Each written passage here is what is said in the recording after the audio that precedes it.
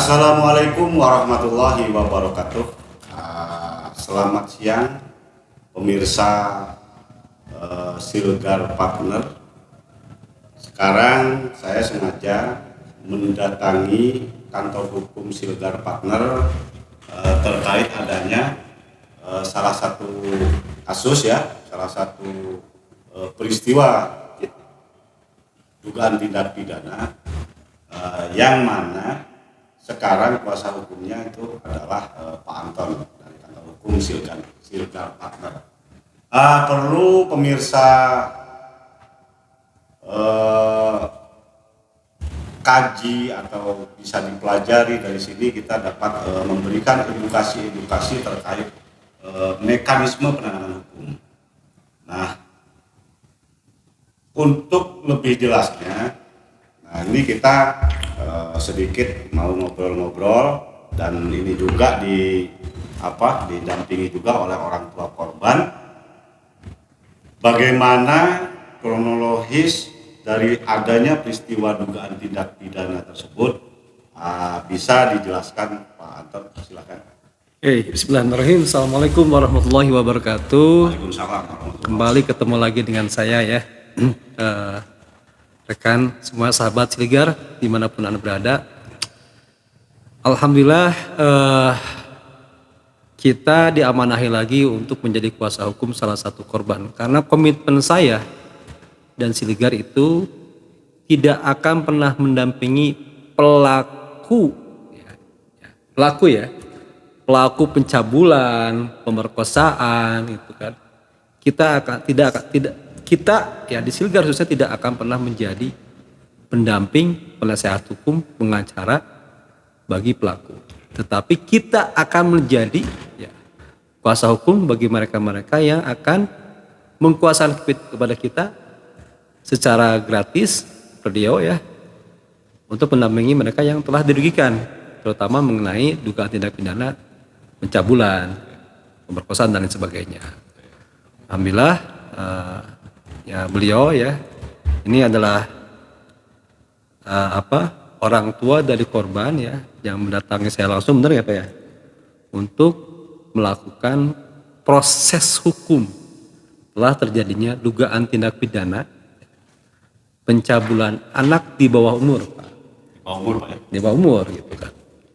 Nah, ini sudah sekian kalinya kita tangani dan kita akan support keadilan kita, keadilan di negara kita sejauh mana para penegak hukum di negara ini melakukan upaya-upaya hukum, tindakan-tindakan sesuai dengan hukum yang berlaku di Indonesia, Pak, bisa dijelaskan kapan Bapak ini menyerahkan kuasa ke kantor hukum Pak Anton, dan apa selanjutnya upaya hukum yang dilakukan oleh Bapak selaku kuasa hukum korban, Pak?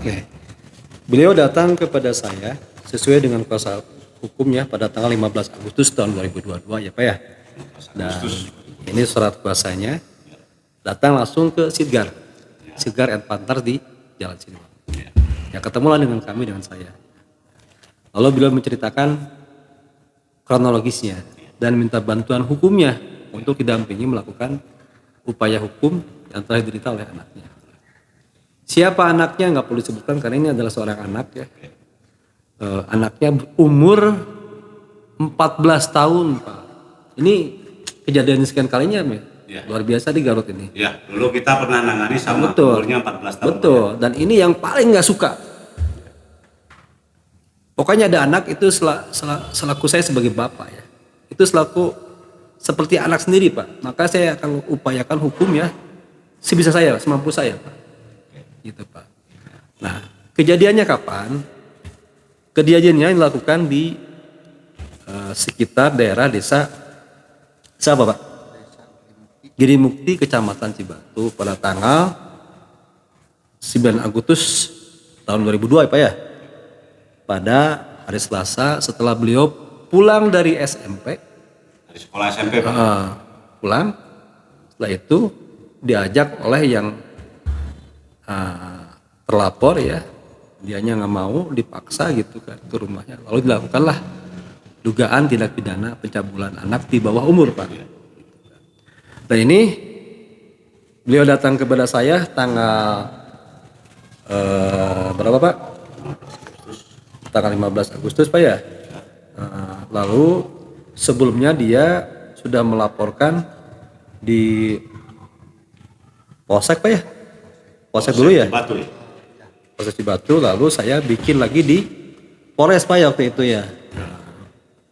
Ini adalah surat tanda terima laporannya, Pak. Yang dari Polres. Dari Polres nih. Seperti ini. Dan saya dampingi langsung waktu itu. Ya. Pak, bisa dijelaskan berapa orang terduga pelakunya ini yang melakukan waktu kejadian ini terjadi, Pak? Kejadiannya itu diduga dilakukan oleh dua orang ya. Yang, Dua orang? Yang usianya sih masih muda-muda sebetulnya, Pak. Ya. Usianya sekitar 20 tahun ya mungkin ya. Apakah teman kelasnya, teman sekolahnya atau bukan? Bukan. Bukan. Satu kampungnya kalau nggak salah ya. Beda RW lah, satu kampung beda RW. Oh. Beda RW. Jadi bukan teman sekolah ya, Pak ya? Sekolah. Yang luar biasa kemarin juga mereka datang ke kita untuk berdamai Oh gitu? dan menyerahkan uang sekian. Saya bilang baru-baru uang segitu sekian pun saya nggak akan terima ya, Pak ya. Jadi Betul. ini terduga pelaku ini sudah berusaha untuk suap, Pak ya? Ya untuk minta perdamaian. Oh gitu, minta damai. Saya bilang ya didamaikan ya silakan aja ke orang tua. Tapi bagi saya pribadi ya uang segitu sih ya walaupun saya memang menyadari tapi ya baru-baru segitulah sekian pun ya saya tolak, Pak ya. Benar nggak? Saya ngomong gitu nggak, Pak? Oke. Gitu. Kondisi psikologis korban pasca terjadinya peristiwa yang dia alami itu bisa dijelaskan, Pak? Apakah ada traumatik tertentu? Apakah dia itu ada trauma-trauma yang kesininya itu dianggap tidak wajar? Kebayang nggak, Pak? Usia 14 tahun itu seperti apa ya? Iya. Usia 14 itu masih imut-imut gitu kan. Ini saya persis punya anak yang seumuran dia, Pak. Iya. Ya. Masih aduh gitu kan. Nah, ketika dilakukan pencabulan dipaksa gitu kan. Iya.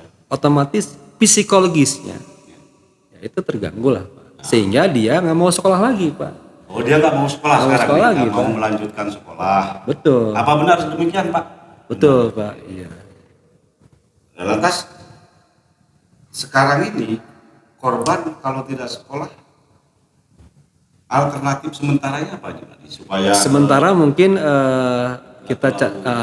beliau orang tuanya sama saudara-saudaranya mungkin katanya dia akan pesantrenkan dulu ya, Pak ya sementara ya. Sementara jadi ya. nantinya si korban ini akan dititipkan di pesantren Betul. untuk melanjutkan sekolah agama mungkin seperti itu. Betul. Tapi saya sarankan ke beliau ya. Beliau itu untuk udah dilanjutkan sekolahnya. Karena sayang gitu kan. Ya. Masa depannya kan masih jauh gitu kan. Itu, Pak. Dan ya saya minta bantuan lah gitu kan. Para wartawan yang sangat luar biasa, Posolid khususnya untuk membantulah kaum yang dianggap kurang mampu lah Pak ini pendidikan itu ya, Pak ya. Ya, intinya begini, mungkin inisiatif untuk melaporkan ke APH, ke aparat penegak hukum ini pemirsa. Jadi tidak ada keinginan lain selain penegakan hukum ya, Pak. Iya.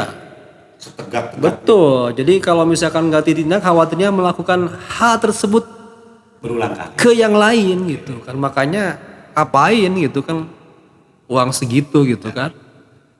Ya intinya pemirsa, dari orang tua korban yang diwakili oleh kuasa hukumnya ini hanya punya satu harapan, ini demi keadilan korban ya, demi keadilan korban, tegakkan hukum setegak-tegaknya.